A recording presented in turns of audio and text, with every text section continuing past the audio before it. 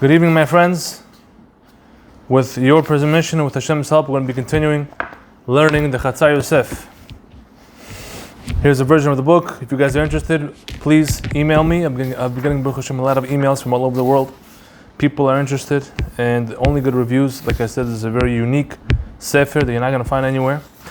Well, for now. For those who are local, there are a couple of bookstores that are actually selling it on Main Street. Rabbi Yitzchak Israeli.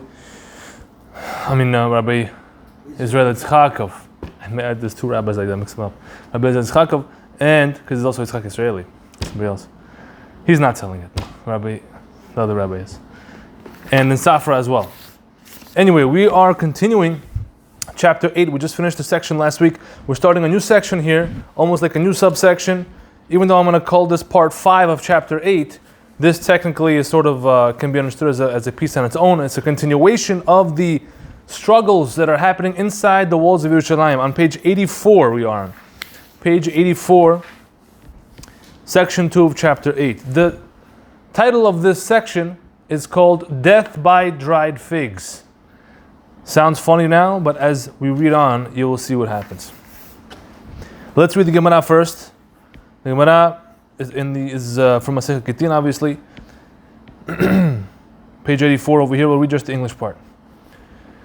Just as a setting, background information. Of course, right now what's happening is in the Gemara. What's happening is that the Romans are sieging the city of Yerushalayim, and the Jews inside have no food because it got burnt up, as you'll see in the previous section. Look in those previous videos, 1 through 4. And they're suffering. They're starving inside. Says the Gemara, tells us a story about a very interesting noble woman, Jewish woman. Her name was Martha bat Baitos. Martha, daughter of Baitos. We're going to call her Martha bat Baitos. The Gemara says, she was one of the wealthy women of Yerushalayim. We can skip note 1 for now. Note 1 is just there's a discrepancy in her name. She may be a couple of characters. Just to keep it simple, we'll continue. Martha bar Baitos, she sent her agent, meaning one of her servants, and said to him, go bring me semidah, which is an Aramaic word for fine flour, high-level fine flour, from the market in Yerushalayim. Baitos was her mother's name or father's name? That sounds like a male's name, probably most likely a male's name.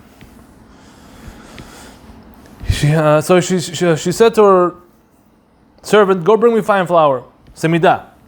By the time he went over there, the Gemara says, the fine flour was sold out. No more. It was a famine. He came and he said to her, there's no fine flour, but there is chivrata, which means ordinary flour, not the Rolls Royce of flowers, one level down. This is happening within Jerusalem before the Roman. This is inside Yerushalayim during the siege. During the siege. She said to him, go then and bring me ordinary flour. Go bring me whatever you just said. By the time he went to get it, the ordinary flour was sold out.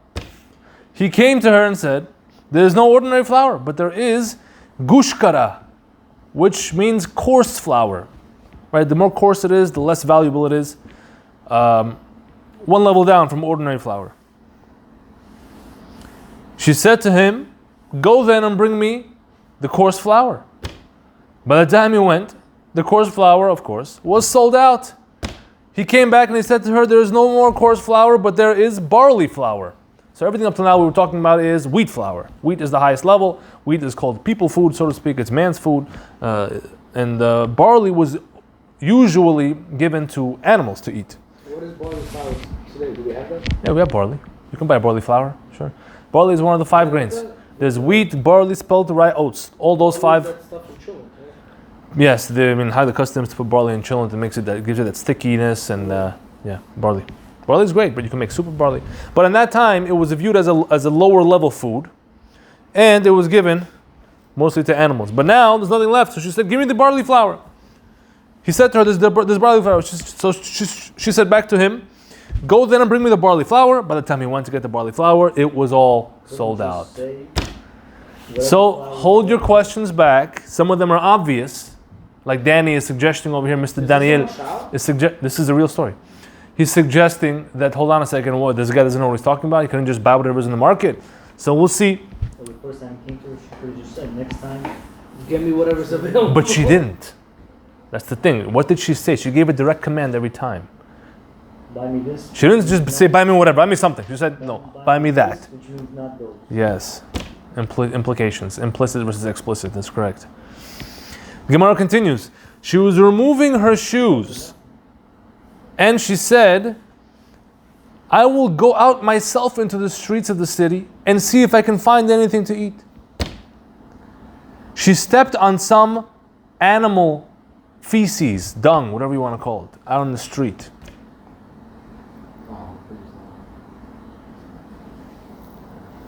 Which settled onto her foot and she died, says the Gemara.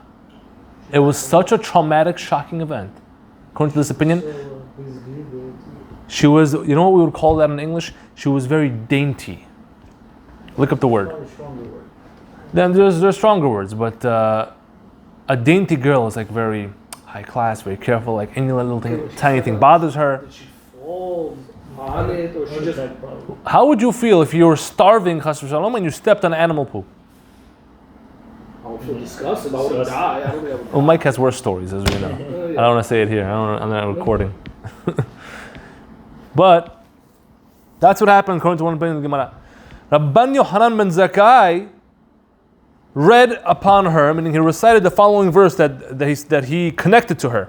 What verse did he recite? It's a verse in Parashat Kitetse, Kitavo, which is going to be a couple of weeks from now, where over there is listed 98 terrible and specific curses that already did or that will fall upon the Jews if they do not listen to God.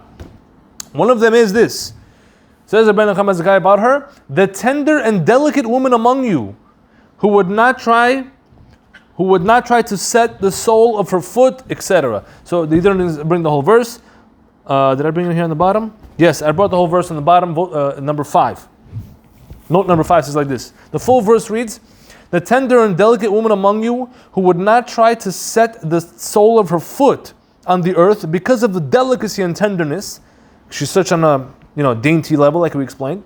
She will turn selfish against the man of her bosom, I mean the man that she loves, of her family, and against her son and against her daughter.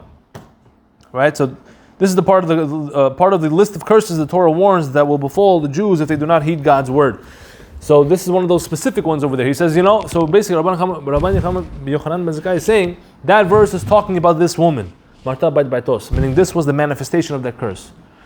Because the curse was given many years before that, in the desert. Is this curse saying that she will not set the sole of her foot? No, that's a description about her, meaning that she was so delicate that she would never otherwise have set her foot on the ground because she was so noble. Or she was always carried. She carried shoes, whatever it is. Mm-hmm.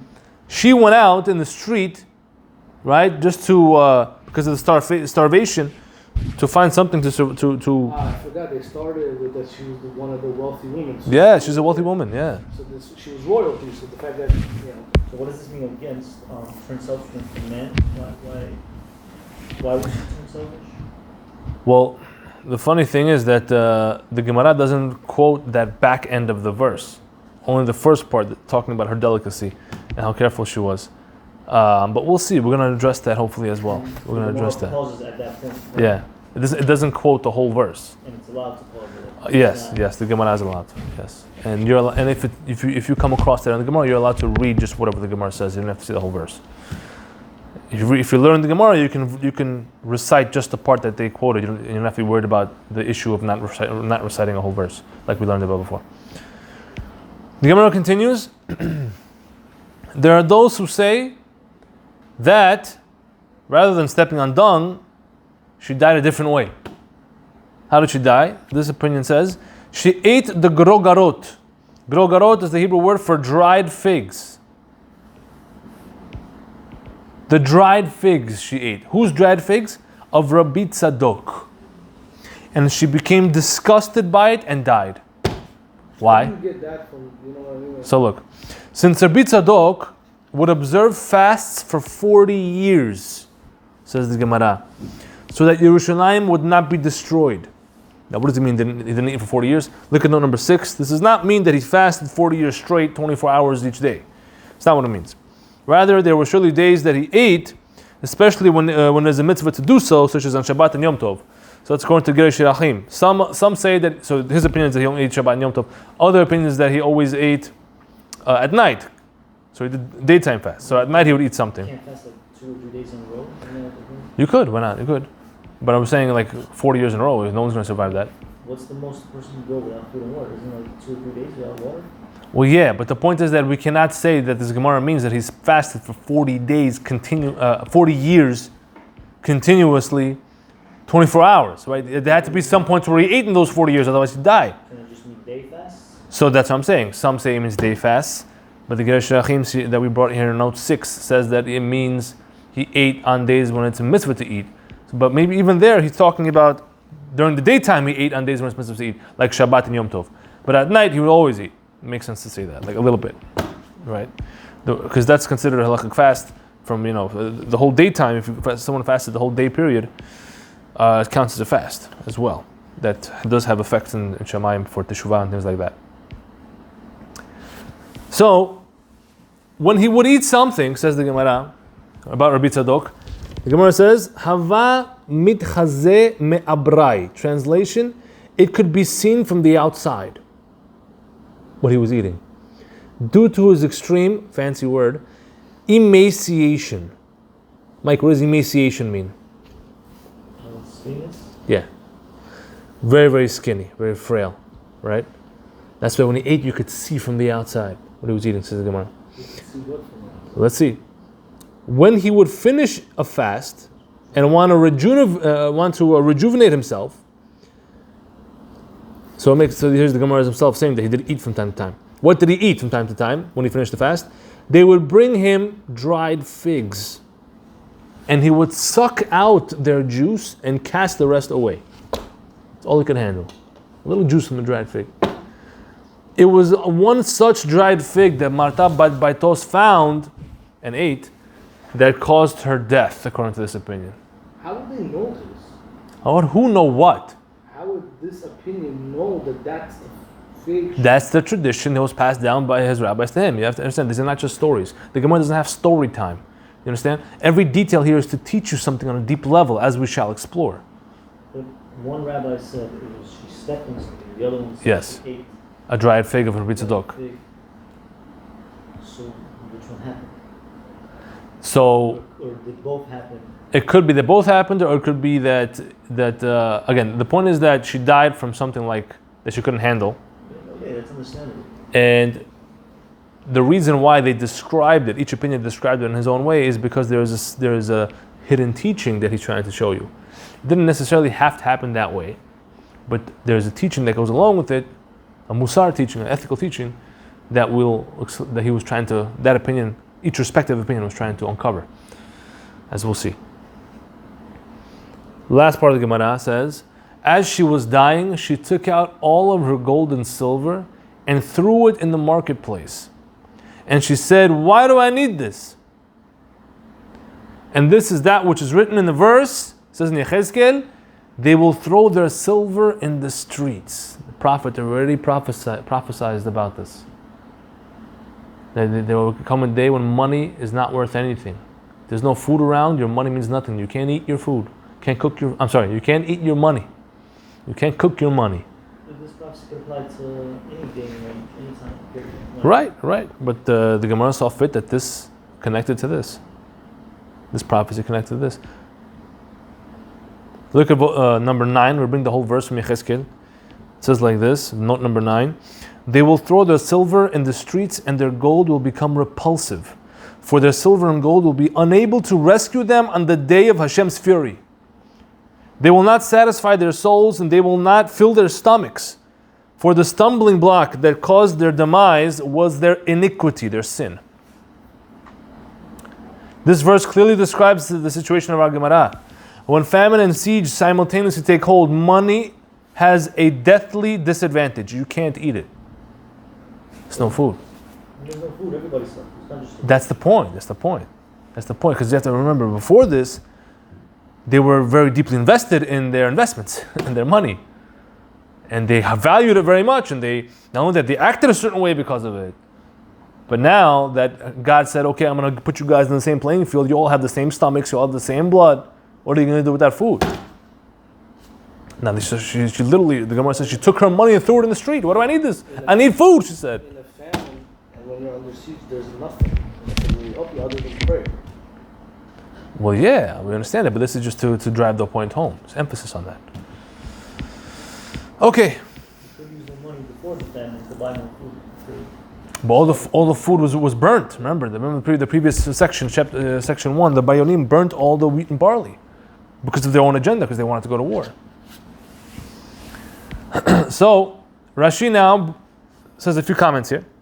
First one, and she died, talking about her death, when she stepped, this is the first opinion, who said she died from stepping in the animal dung. She died when she did that because of her extreme, so this is the stronger word you were looking for, I looked it up.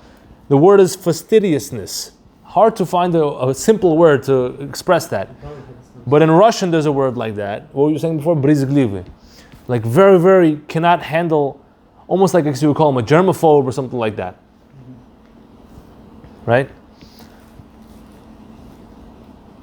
Next Rashi, dried figs. These are the dried figs from those that remained from Rabbi Tzadok, who would suck out their juices. She found it and ate it due to her hunger, says Rashi. And she tasted the foul odor of the sickness of Rabbi Tzadok that entered into the dry fig. And she died out of her extreme fastidiousness again.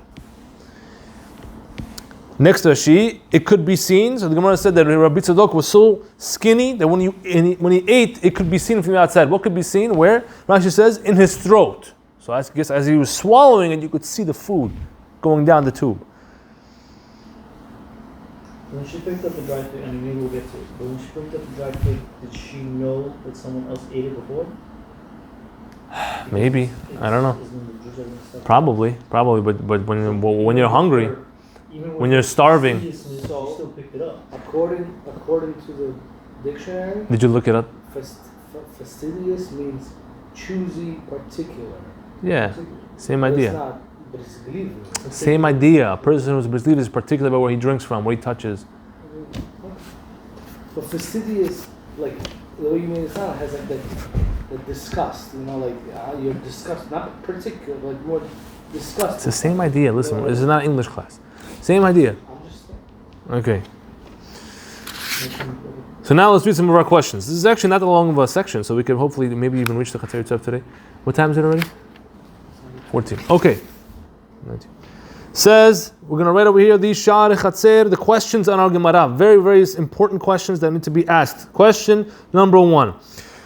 Is there any significance to the 4 types of flour, which are what? Fine flour, ordinary flour, coarse flour, and barley flour, that were all no longer available in Yerushalayim during this siege? Why didn't the messenger just buy whatever was available at the market? Right? That was our obvious question. Even if we say that after the first or second time he didn't want to spend money on something that his mistress did. So mistress is another word for master, just in a female sense. Doesn't mean that kind of mistress like we use in a slang term. Okay? So again, if even if we say that after the first or second time he did not want to spend money on something that his mistress would not have approved, still, surely by the third or fourth time, it should have been obvious to the servant that she would have accepted the best of whatever was available. Furthermore, since it was a time of famine, surely any food should have sufficed. Why are they being so particular? Why is he not buying whatever was there? That's package of question number 1. Next part. In what way is the verse Devarim 28:56? That's the verse talking about the woman, the very delicate woman in the list of curses. How is that verse talking about Marta Bait Baitos? What is the difference between the two versions given by our Gemara regarding how she died? One said she's stepping in dung versus eating the remnants of Rabbi Tzadok's dried figs. What's the difference? What was her sin that she was punished so? I get it. Because she was particular in her statement, so her particularness is what killed her. Close, good. That's part of the. It's in the salad. It's in the soup, but we'll see. Another question, why figs rather than any other fruit? Why does you have to die by figs? Very particular detail. Could have been anything. Isn't that what Adam ate? According to one opinion of the Gemara, yes. Next part. There is a blunt redundancy regarding the dried figs that need to be addressed. So I don't know if you guys noticed this, if you picked up on it, but it seemed to me a redundancy. Our Gemara stated that they would bring him to Rabbi Tzadok dried figs. They used to have for each fruit and how they cultivated it and processed it, there were special ways to do it. If you look during the Mishnayot right now, the daily Mishnah, and all these sections, the Zeraim talk about the halachot of Terumah, Maaser, Maaser Sheni, all these things. It talks about the different processing of different fruits, right? Wheat and grain have their own processing. Figs have their own processing. Dates have their own. Wine has its own. Olives has its own. And all have different effects in halakha regarding all these things. Figs, what they would commonly do is if they weren't going to eat them fresh and juicy, they used to put them on the roof. They used to collect a lot of them, put them on the roof and let them dry, let the sun dry them out. To make grogarod, dry figs. Also good for the bugs? The bugs to eat? Not necessarily. Dried figs actually, and I know now if you're going to buy dried figs, there's a much higher chance of finding bugs in there. Dried figs is very difficult. Even fresh figs, they don't recommend because you have to be an expert in order to recognize the worms that could be in there, because the worms that are in there look just like the flesh of the fruit itself. It's very hard, but figs are delicious, man. I don't know how they ate it before. They had a way to do it. No. Figs? Baharians do. Rosh Hashanah? Some people probably do it. Yeah. Okay. Anyway, they brought him this dried fig already. That's what he used to eat.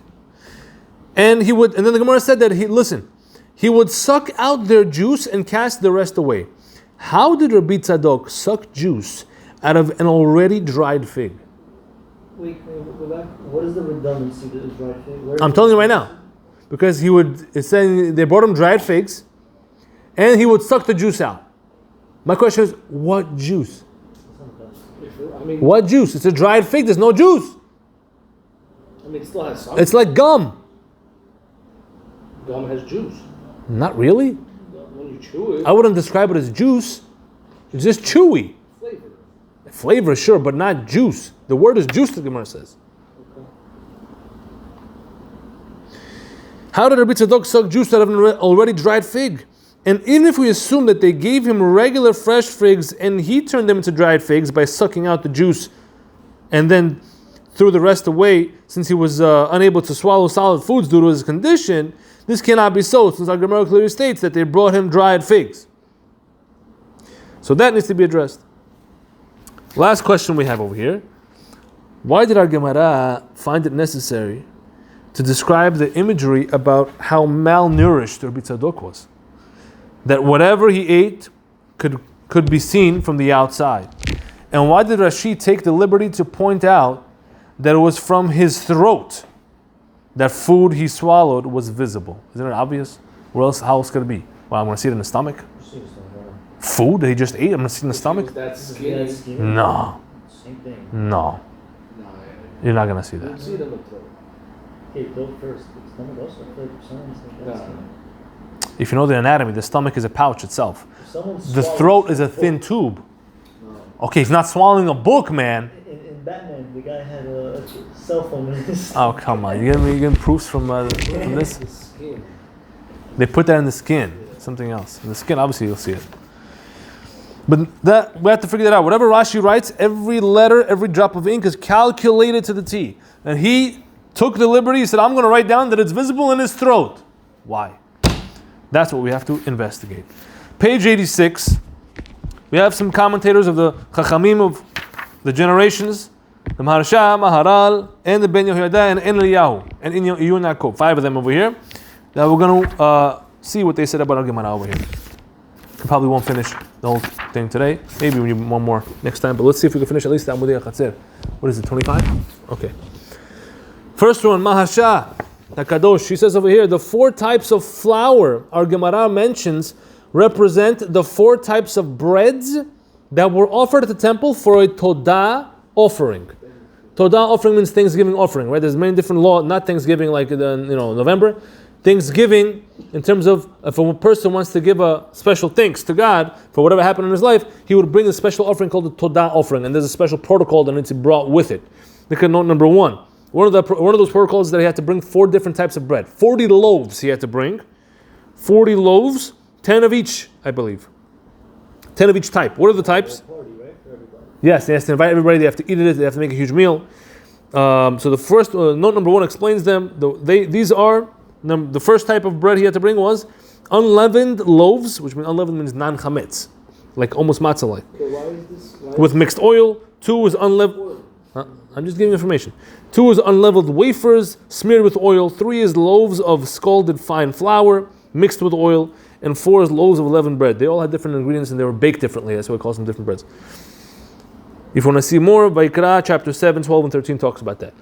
Back in the Marsha, once the Zealots, which is the Baryonim, the Jewish thug group that was running Jerusalem from inside, once they burnt all the wheat, this service of the Thanksgiving offering could no longer be brought. Right? No more wheat. You can't do Todah offerings anymore in the temple. And as an exacting punishment, measure for measure, these 4 types of flour were therefore no longer available on the market to sustain them. That's what Marsha explains. Everything's midah, connected midah. No more Todah offerings, no more wheat for you guys to make your breads. The verse, Devarim 20:56, regarding the delicate woman comes right after an incidental verse about a delicate man. Identical, not incidental. Oh, thank you. Let's go back again. So that pasuk that we were questioning, that the Gemara brings to describe her from the list of curses, it comes right after an identical verse about a delicate man, says the Marsha. Thus the verse 28:56, which is about the woman, seems to be superfluous, meaning it's extra, because there's almost an identical verse about a man right before that. Why do you have to give me 2 verses, one about a man, one about a woman? Just say person. You understand? Since if the previous verse already says the same thing about a man whose nature is not to be delicate, right? Think about it. A man usually is not as delicate as a woman. Yes, there are exceptions, but men can tolerate some things more than women usually, right? So if I have a verse about a man already who's delicate, and even he will, will be punished as part of the list of curses, then one would have logically deduced, that all the more so the same should apply to a woman who is by nature more delicate. The fact that the Torah repeats the verse in reference to a delicate woman right afterwards is superfluous. Therefore, its purpose is only to prophesize and refer specifically to Marta bat Baitos' story, as Rabban Yochanan ben Zakkai states in our Gemara. So that's how he supports it. He says, this verse seems extra, but now when our Gemara says, who is referring to this specific actual story that will be recorded and people will learn it for the ages, now it's not superfluous. Now you know what its purpose is. Its purpose is as a straight prophecy for this case of Marta bat Baitos. Is it important to know that if she was married or had any children? Sure. If you look at note 1 of the Gemara, actually we talked about it. There's some different discrepancies about who she was exactly, because her name comes up a couple of times in the Gemara I think in reference to other people. The reason I'm asking is because I think it's funny the Gemara states that she was a wealthy woman. Yeah. Because in Torah, if a woman's wealth, it's her husband's. So this. Not always. Not always. A woman can inherit wealth. A woman can inherit wealth. But I'm saying maybe if she had no brothers, or something, there was no uncles, or if she can receive a gift from her father or somebody. If the gift is a condition that it's not going to be for your husband, it's hers. There are ways that a woman can be wealthy in Torah as well, in Judaism. I thought maybe it's trying to connotate the fact that she was single. Not necessarily. I don't think she was. Widow. Oh, okay. Says further over here, the reason Maharsha is still speaking, the reason Rabbi Tzadok fasted for 40 years is because he already started seeing signs of the destruction of the temple 40 years prior. So he was trying to prevent it. As it says, he quotes your Gemara here, Masechet Sanhedrin says, 40 years before the destruction of the temple, the Sanhedrin already stopped operating. So there were precursors. There was little hints and signs that it's almost over. I'm a little bothered by this. Why? So he's fasting, but the situation is not getting any better. It's getting worse. So what do you want? Why is he continuing fasting? because he has emunah and he doesn't want to give up. Some people don't give up. Even though, it could be a year, 2, 40 years of people failing at the same thing over and over, sometimes they want to fight and they don't want to give up hope. But he had a prophecy, no? Who? Rabbi Tzadok? He wasn't a prophet, he was a chacham, a sage. I thought you were saying that he had a prophecy, that's why he was... Who had a prophecy? Oh, No. He was seeing He's seeing signs of destruction, right? He used his ultimate wisdom to see where everything was headed. You don't have to be a prophet to figure out the future sometimes. Okay? So now, the last part of the Maharsha says, the verse Yechezkel 7:19, which is the last verse in the Gemara, talking about how people will throw their money in the streets. The Gemara ends off with, reads the following, and their gold will become repulsive. That's what the verse says. Perhaps this hints at the great sin that she committed with her gold. So that was one of our questions. Anytime we see some person getting, destroyed or punished in a terrible way, dying in a terrible way, the first question that comes up in my head is, why? What did she do? Nothing goes without a reason. So the Maharsha was bothered by the same question, and he says, listen, maybe from the verse we can figure it out. The verse that the Gemara brings about her, it says that the gold became repulsive to them. Maybe that was her sin. As it says in Masechet Yoma 18a, it says that Marta bat baitos, right? I told you another place in Gemara speaks about her. She awarded King Yanai, Jewish king, with a substantial measurement of gold for appointing her husband, Yehoshua ben Gamla, as Kohen Gadol. So her husband was a Kohen. Her husband was a Kohen who bought his position, which is not correct, obviously, according to Torah. So look at note number 4. Of course, achieving the position of Kohen Gadol via bribe is a horrible sin in the eyes of God, since the position is supposed to be given based on lineage, merit, and wisdom. So why did they allow it to happen? Corruption, right? Corruption took over at the It time. was corruption already in the baby was down. Of course. So she was married. We can see here. Could have been a widow.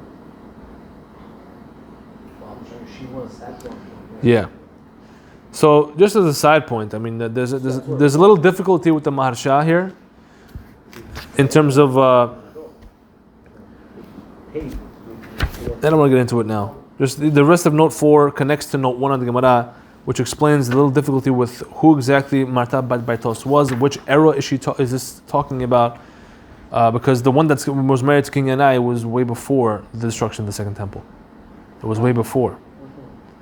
So how the Maharsha connects this, it needs investigation. Maybe it was a scribal error.